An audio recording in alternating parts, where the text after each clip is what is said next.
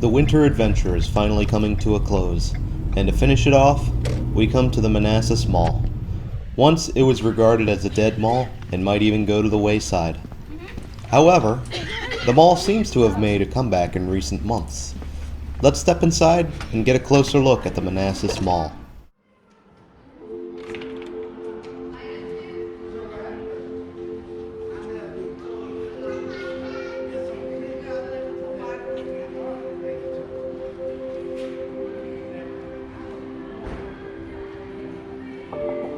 Manassas Mall traces its roots back to the 1970s, when Interstate Properties built and opened the mall in 1972, hosting Grant City and Montgomery Ward as the original anchors. Hecht's would come in and take over the Grant space in the coming years, while Leggett and Sears were added in the 1980s.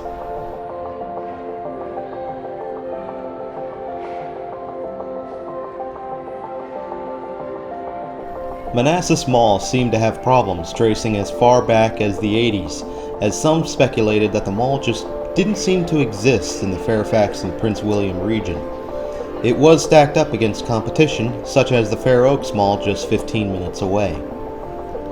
In 1997, Leggett closed as Belk acquired them and chose not to enter the capital region. JCPenney, however, jumped for this vacancy, and as Montgomery Ward closed, Sears chose to relocate from their pad to Ward's. Also in 1997, the mall would be graced by the arrival of Target.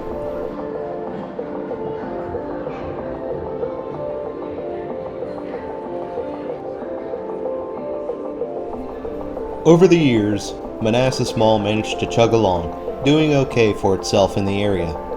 However, it began to decline around the early 2010s.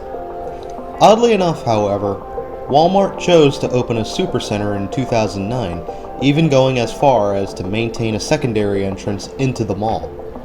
This didn't stop other anchors from leaving, however, as Target would close in 2012, followed by JCPenney in 2015.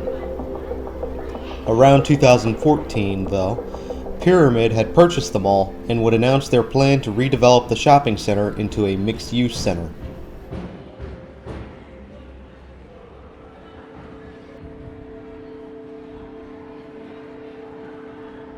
Pyramid immediately went to work, intent on keeping the mall open and intact. Their first order of business was to gut Target and fill it in with a go-kart track and arcade. And, as JCPenney closed, they attracted the likes of At Home to fill in the space. Today, the mall still enjoys a large mix of customers and tenants alike. As of the making of this video, even Sears is still open, while Hecht's was converted into Macy's upon acquisition. It appears that Manassas Mall lives on, finally securing itself as a place to be in Manassas.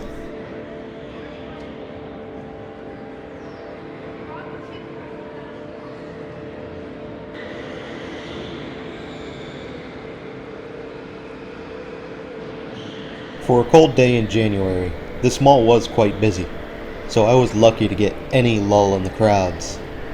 If this mall was ever dead or dying, it seems to have done a complete 180.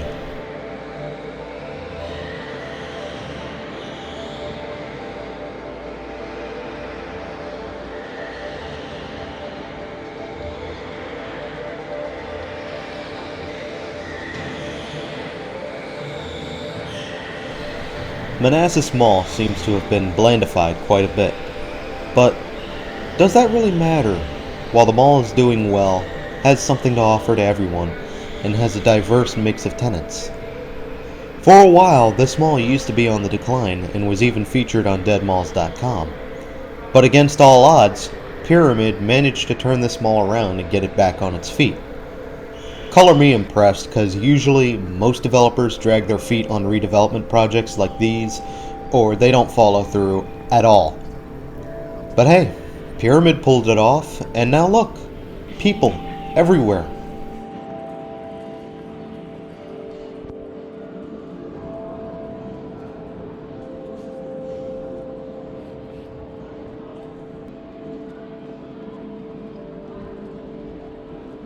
You have your mainstays like Bath & Body Works, GNC, jewelry shops, and nail salons.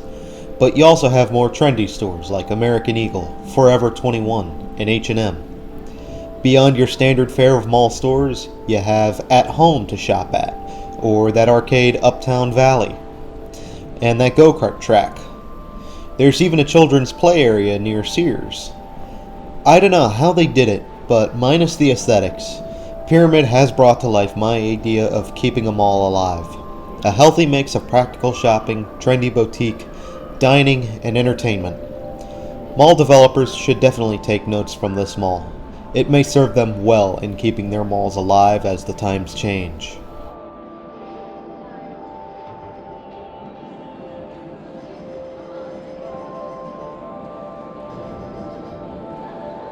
My only real problem with this mall is how it's been blandified.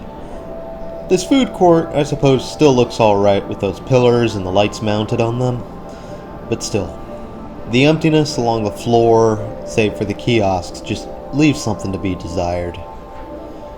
I suppose the skylights help to let in plenty of natural light to brighten things up, at least when it isn't overcast and snowing outside.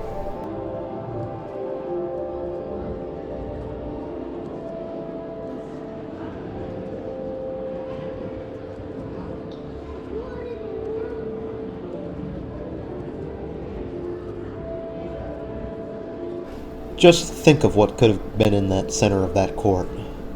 Part of me can imagine a fountain or a collection of planters right there. Maybe even a simple stage for events and performances that may take place in the mall.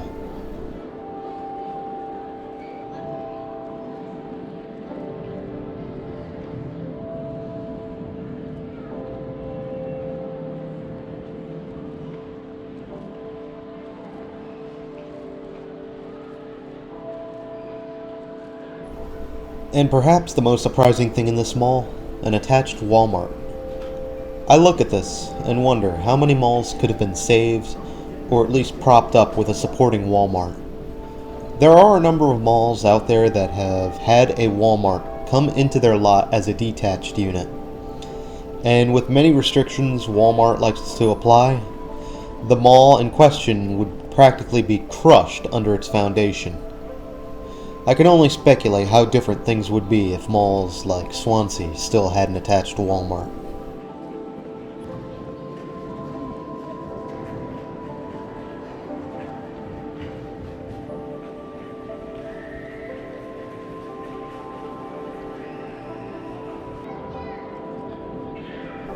And finally, this big boxy warehouse, At Home. And next to it is what used to be a Charlotte Russe. There is rumor that Charlotte Russe is coming back though. Makes me wonder if this may be one of the malls they'll return to. I suppose only time will tell.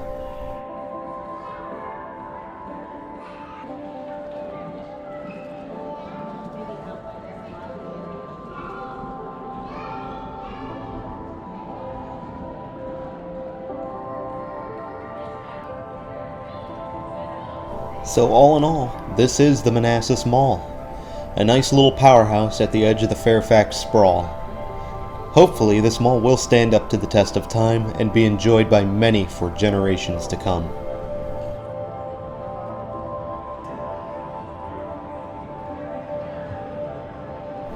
And as we begin the walk back to where we started, we are beginning to wind down on this property. Do you have any memories of going to this mall? Do share them in the comments below. And if you enjoyed the video, do pass a like or dislike if you didn't enjoy the video. With this being the final video in the winter adventure, we can finally move on and away from the Capital District. Perhaps I might come back in the future to see what I missed in this area. We'll find out.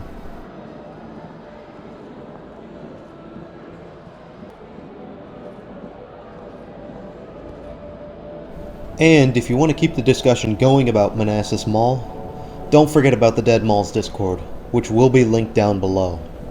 Organized by Sal of the Expedition Log series, it is a great place to come in and chat about shopping malls, dead or otherwise.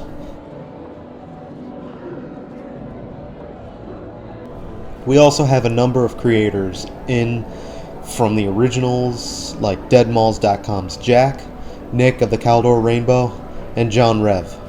The greats like Sal, Unicom Productions, Faded Commerce, Raw and Real Retail, and Retail Archaeology, to some of the up-and-coming creators like Sam of Brick and Mortar, Richard and Carol Wolf, NecoArc, A to Z Retail. We even have a dead mauler down under in Australia. Come join us. Just answer a couple questions with the moderators and you'll be good to go.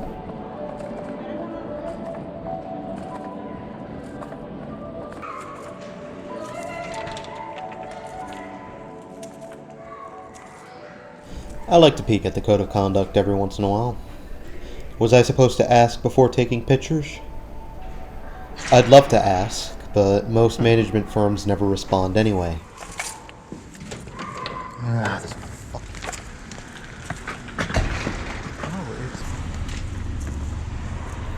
Well guys, until next time, as the snow begins to fall here in January, this is Doomie Grunt, wishing you and the Manassas Mall farewell and keep on truckin'.